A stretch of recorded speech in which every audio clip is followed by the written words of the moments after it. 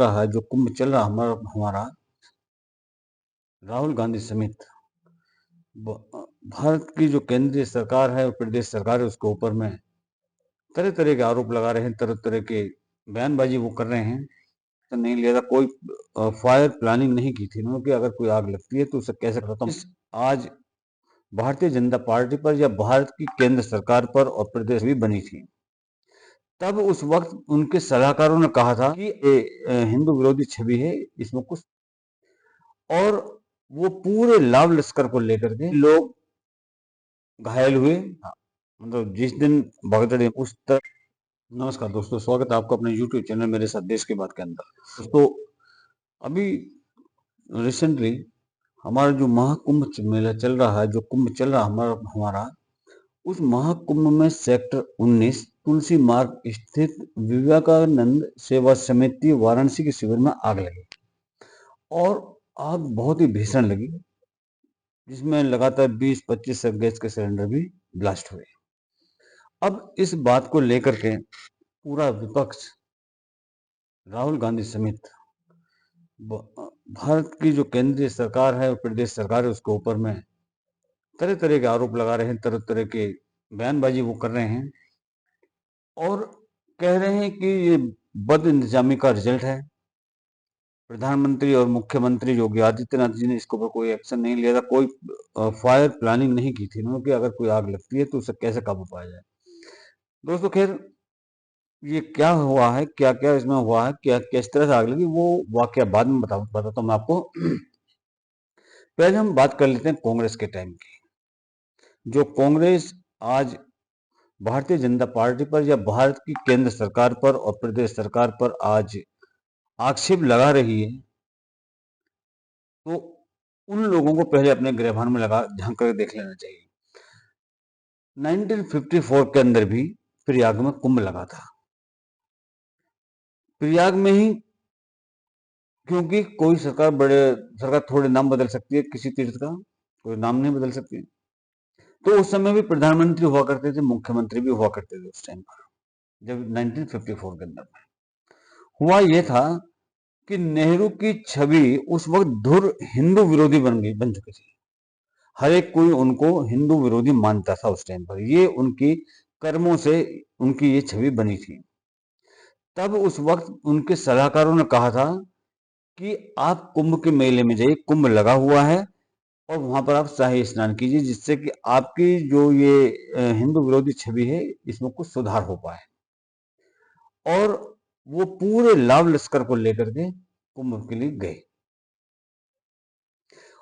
और जब वो अपने शाही स्नान के दिन अपने लाव लश्कर के साथ में वहां पहुंचे नेहरू जी 1954 में, तो कुंभ के मेले में प्रयागराज जब पहुंचे तो पूरा प्रशासन, जो पूरी व्यवस्था थी, वो उनके आवभगत में लग गई और उसका नतीजा ये हुआ कि वहां पर बुरी तरीके से भगदड़ मच गई और 2000 से ज्यादा लोग वहां पर कुचलकर मारे गए। 2000 से ज्यादा ही लोग घायल हुए। मतलब जिस दिन भगदड़ मची थी उस दिन नेहरू जी मेले में ही थे, कुंभ के अंदर। फिर सरकार ने ऐसी बेशर्मी से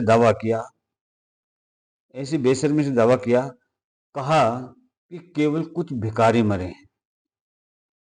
और अगले दिन क्या हुआ कि एक उस टाइम के फोटो पत्रकार होते थे एसएन मुखर्जी, उन्होंने गहनों से लदी हुई महिलाएं जो मरी थी उस भगदड़ के अंदर में, उनके फोटो अपनी मैगजीन में छाप दिए और मृतकों की संख्या कम दिखाने के लिए शासन ने दर्जनों लाशों को कूड़े की ढेर की तरह से इकट्ठा किया और पेट्रोल डालकर उनको जलवा दिया। ऐसे अनेक ढेर लाशों के जल रहे थे पुलिस की कड़ी घेराबंदी के अंदर में। छद्म रूप धर करके जो फोटोग्राफर थे एसएन मुखर्जी, वो वहां पहुंचे और वो फोटो वो खींच गए। अभी क्या होता है कि जब वो फोटो खींचे तो अगले दिन वो जो तस्वीरें थी वो अखबार में छपी। अब जब वो अखबार में छपी तो उस टाइम के जो उत्तर प्रदेश के मुख्यमंत्री थे गोविंद बल्लभ पंत, उन्होंने दांतों को चबाते हुए कहा कि ये कौन हरामजादा फोटोग्राफर है जिसने ये फोटो छापे। और फिर पत्रकार एस.एन. मुखर्जी को कई सारे फर्जी केसों में फंसाया गया और फिर उन्हें जेल भेज दिया गया, क्योंकि उन्होंने उत्तर प्रदेश सरकार और नेहरू सरकार की पोल खोल दी थी। तो ये जो चीज जो मैंने आपको बताई है, ये संस्मरण छायाकृति पत्रिका के 1989 के अंक में प्रकाशित हुआ था। आप चाहें तो उसको रेफर कर सकते हैं। अब बात आती है कि ये जो आग लगी है कुंभ के अंदर में, इसका क्या है। इसके अंदर में जो गीता प्रेस के ट्रस्टी हैं कृष्ण कुमार खेमकर, उन्होंने बताया कि आग कहीं बाहर से फेंकी गई थी। उन्होंने बताया कि जहां हमने बाउंड्री लगाई है पश्चिम की ओर, उस तरफ सर्कुलेटिंग एरिया घोषित किया गया है। जहां लोग नहाएंगे उस तरफ से अग्नि की कोई भी चीज हमारी तरफ आई और फिर चिंगारी ने धीरे धीरे बड़ा रूप ले लिया और हमारे सारे कैंप खत्म हो गए। ये कृष्ण कुमार खेमकर ने कहा है, जो कि गीता प्रेस के ट्रस्टी हैं।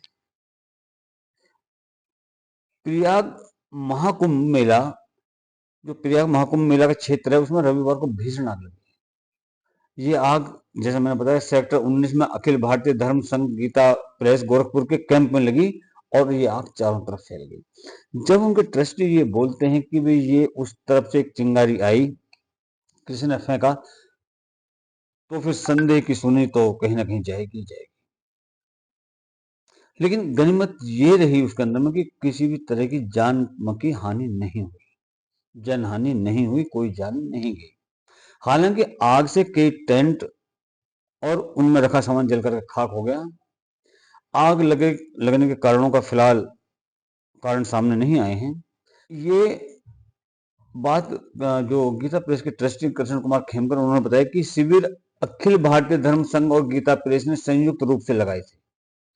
लगभग 180 कैंप लगे थे और इन लोगों ने बहुत ही सावधानी बनाई हुई थी और सभी को मना किया था कि अग्नि से संबंधित कोई भी काम ना करें। उन्होंने बताया कि जहां बाउंड्री लगाई है उस पश्चिम की ओर, उस तरफ सर्कुलेटिंग एरिया डिक्लेयर किया हुआ था, जैसे मैंने आपको पहले बताया। तो वहां पर कोई भी इस टाइप का काम नहीं करता था जिससे आग फैले। लेकिन वो बताते हैं कि उस तरफ से एक अग्नि की जैसी कोई चीज फेंकी गई और फिर आग जो चिंगारी जो थी वो धीरे धीरे बढ़ती गई और उसने भयंकर आग का रूप ले लिया। लेकिन भगवान की कृपा ये रही कि कोई भी जनहानि नहीं हुई, लेकिन करोड़ों का माल जल करके खाक हो गया। अब ये बात कही जा रही कि सिलेंडर फटने से लगी आग। सिलेंडर फटने के सवाल पर उन्होंने कहा कि हमारी रसोई टिन शेड की है। उनकी रसोई का जो शेड है ऊपर से वो टिन का है और बताते हैं वो कि हमने पूरी सावधानी बरती थी। दरअसल शुरुआती जानकारी के मुताबिक पहले एक सिलेंडर में आग लगी और उसके बाद ये आग फैल गई। आग के विकराल रूप लेने के बाद अलग अलग टेंटों में रखे हुए जो सिलेंडर थे वो एक के बाद एक फटने स्टार्ट हुए और लगभग 8 से 9 सिलेंडर के ब्लास्ट की जानकारी सामने आई है। हालांकि फायर ब्रिगेड के कर्मचारियों ने काफी मशक्कत के बाद आग पर काबू पा लिया था। करीब 250 टेंट इसमें जले हैं और इस महाकुंभ मेले के अंदर में जो मौजूद एक चश्मदीद गवाह हैं, उन्होंने दावा किया कि 250 के आसपास टेंट जो थे वो जलकर खाक हो गए। आग की लपटें काफी ऊंची थी, काफी बड़े क्षेत्र में आग लगी थी।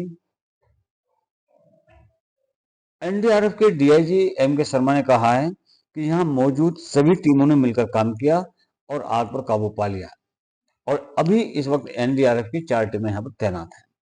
बात यह है कि जब एक आदमी कह रहा है, एक जिम्मेदार आदमी कह रहा है कि कोई आग जैसी चीज, चिंगारी जैसी चीज बाहर से फेंकेगी, तो निश्चित रूप से ये इशारा करता है कि किसी न किसी उपद्रवी ने ये कार्य किया है। उसने आग लगाने के उस व्यक्ति ने वहां पर आग लगाई है।